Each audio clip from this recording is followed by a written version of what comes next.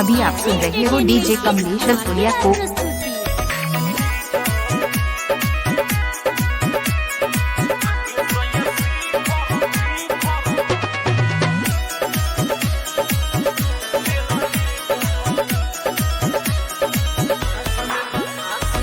नाच देता सुनो सखी रोज देवता पीतर, नाच देता सुनो सखी, नाच देता सुनो सखी रोज देवता पीतर, नाच देता सुनो सखी रोज देवता पीतर। खाके सोया शिखर फूक देता भीतर, खाके सोया शिखर फूक देला भीतर।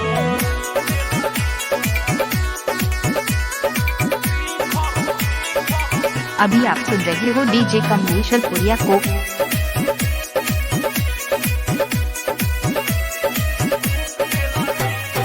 भारी भारी शिखर मुँह में चिबावता, भारी भारी शिखर, भारी भारी शिखर मुँह में चिबावता।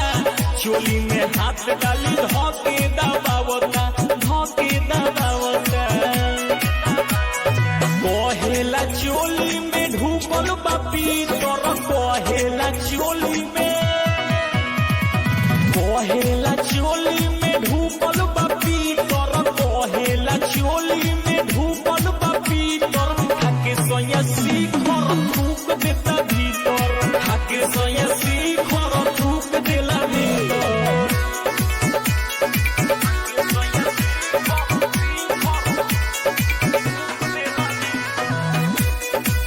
अभी आप सुन रहे हो डीजे कमलेश रसोलिया को। फूक देता सुना सखी घरवा के पीछे, फूक देता सुना सखी, फूक देता सुना सखी घरवा के पीछे। भइल बाटे लाले लाले पलंग के नीचे, हो पलंग के नीचे। देवर साहिल देखावे रोज तीतर, देवर भानु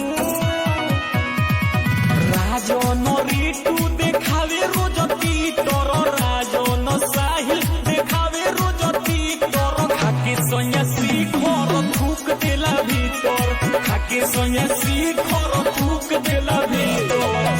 अभी आप सुन रहे हो डीजे कमलेश रसोलिया को।